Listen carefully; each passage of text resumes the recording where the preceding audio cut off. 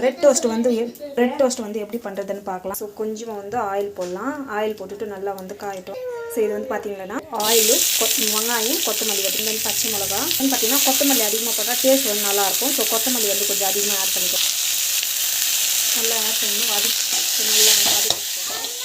நல்லா வதக்கிக்கோங்க.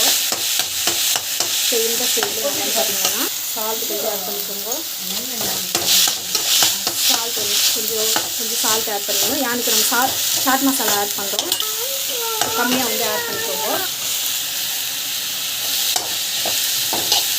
ஸோ இதுவும் வந்து நல்லா வதங்கணும். ஸோ கொஞ்சமாக வந்து மிளகாய் பொடி வந்து ஆட் பண்ணிக்கோங்க.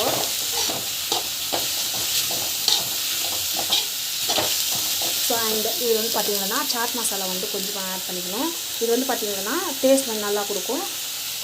சாட் மசாலா ஆட் பண்ணி நல்லா வந்து வதக்கிக்கோங்க. ஒரு 5 மினிட்ஸ் வரைக்கும் நல்லா அப்படியே வதங்கிட்டோம். ஸோ ஆக்சுவலி டமாட்டா போட்டால் நல்லா சூப்பராக இருக்கும் டேஸ்ட்டு. பட் நான் டமாட்டா வந்து ஆட் பண்ணல, பிகாஸ் என்னோடய குட்டீஸ்க்கு வந்து கோல்டு இருக்குது. ஸோ தட் ஆனியன் வரைக்கும் தான் ஆட் பண்ணியிருந்தேன். கொஞ்ச நேரம் வந்து வதங்கிட்டோம். ஸோ இது வந்து பார்த்திங்கன்னா நான் அப்படியே வந்து க்ளோஸ் பண்ணி வச்சுருக்கேன். ஸோ இப்போ வந்து பார்த்திங்கன்னா ப்ரெட் எல்லாம் அப்படி வச்சுக்கணும் இல்லையா. ஸோ நம்ம வந்து கொஞ்சம் மசாலா வந்து இந்த மாதிரி வந்து ரெடி ஆகிடுச்சு. ஸோ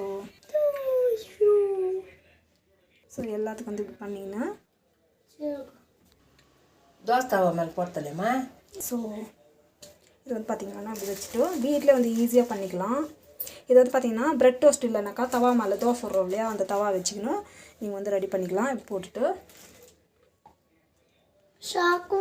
ஸோ இது மாதிரி வந்து ப்ரெட் டோஸ்ட் வச்சுட்டு இது வந்து க்ளோஸ் பண்ணிவிட்டு ஜஸ்ட் வந்து பார்த்திங்கன்னா இது ஜஸ்ட் ஒரு 5 மினிட்ஸு செட் பண்ணிவிட்டு ஜஸ்ட் இந்த பக்கம் ஒரு பக்கம் திருப்பு.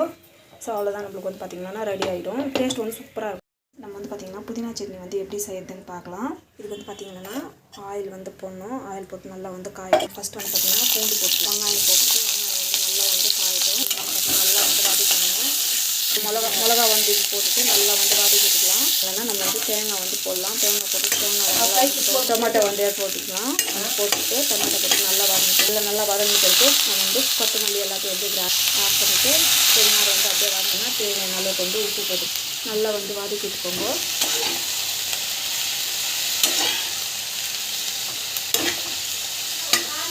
புளி வந்து போட்டுலாம். ஸோ இது வந்து பார்த்திங்கன்னாக்கா நல்லா வந்து இது வதங்கின பிறகு நம்ம வந்து இது நல்லா வதங்கணும். ஸோ இது வந்து பார்த்திங்கன்னா நல்லா வந்து இந்த மாதிரி வந்து வதங்கின பிறகு நம்ம வந்து பார்த்திங்கன்னா அரைச்சிக்கலாம். ஸோ இது வந்து பார்த்திங்கன்னா இப்படி வந்து க்ளோஸ் பண்ணி வச்சிடலாம். க்ளோஸ் பண்ணி வச்சுட்டு பாருங்கள் சூப்பராக வந்து உங்களுக்கு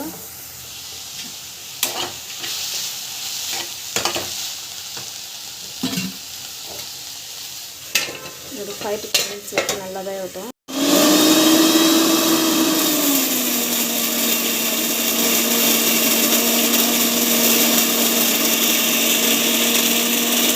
இது வந்து பார்த்திங்கன்னா நம்ம வந்து கொஞ்சமாக வந்து ஆயில் போடலாம். புதினா சட்னி வந்து நல்லா வந்து நல்லா வந்து அரைச்சி. ஸோ இது வந்து பார்த்திங்கன்னா சட்னி வந்து நல்லா வந்து அரைச்சிட்டோம். இந்த பதத்துக்கு வந்து அரைக்கணும். ரொம்ப நுண்ணாக அரைச்சா கூட நல்லா இருக்காது இந்த பதத்துக்கு. ஸோ கடுகு வந்து ஆட் பண்ணுறோம்.